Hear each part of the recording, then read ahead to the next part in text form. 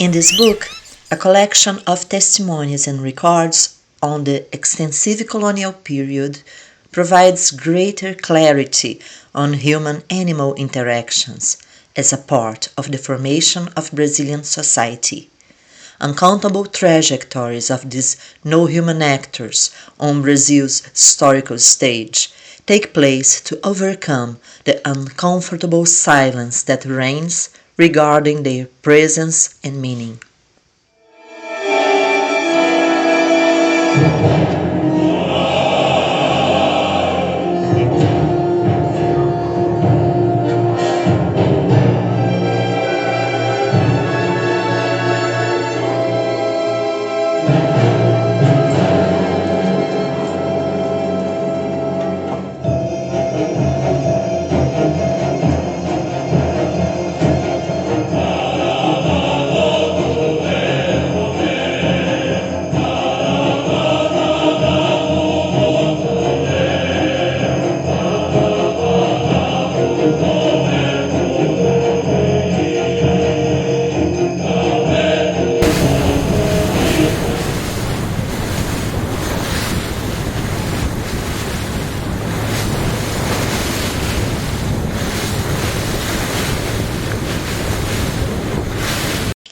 In 1500, when the first Portuguese explorers landed on Brazilian shores, they brought with them sheep and hens. In their first contact with this new species, Amerindian people seemed almost frightened by chickens and did not want to touch them.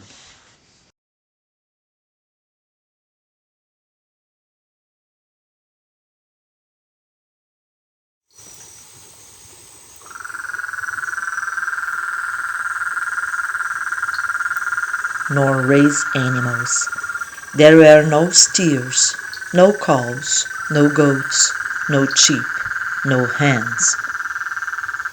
They knew how to identify animals with testy flesh, as well as the venomous ones.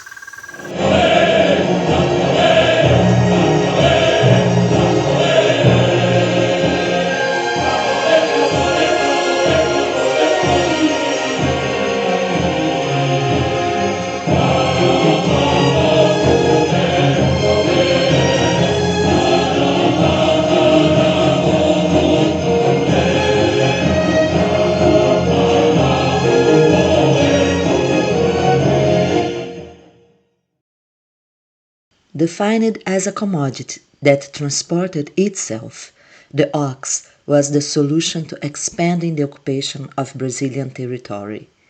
The earliest roads were traced over the paths where cattle were herded. Towns and settlements sprang up along those routes. As the historian Capistrano de Abreu wrote, of leather was the door of the huts. Hog beds lay on the hard floor, where was also placed the bed for birthing.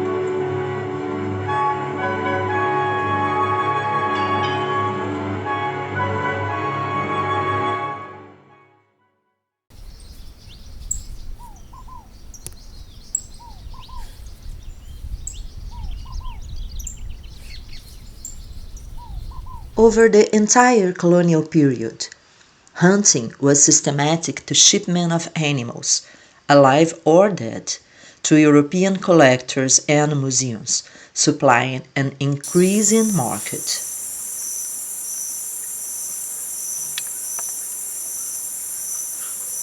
Descriptions of the hunting of the brow-holler monkey were emblematic, and as they feel the arrow wounds that the Indians have inflicted on them, if they had not been felled, They take to the trees, where they settle in to check up leaves and stick them into the wound.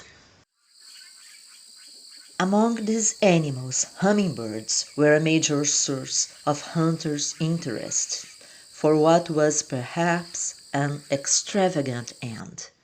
Until the 19th century, stuffed hummingbirds became decorations on the hats and dresses used in the salons of Portugal and France. About horses, someone wrote, "They suffer much as laborers living in exile, because as they have harder hoofs, or because the land itself is not as stony, they have little need for horseshoes." Hardly the real state of these equines was registered in historical paintings. Colonial equestrian culture bring out the values associated with the order imposed by the presence of the Portuguese cavalry, evoking social status and European feelings of nobility. More compatible with colonial needs than horses were, the latter were less resistant and had greater needs in terms of care and feed. Mules served traveling salesmen, meaning plantation owners, traders, and postal and military officers, covering long distance per day.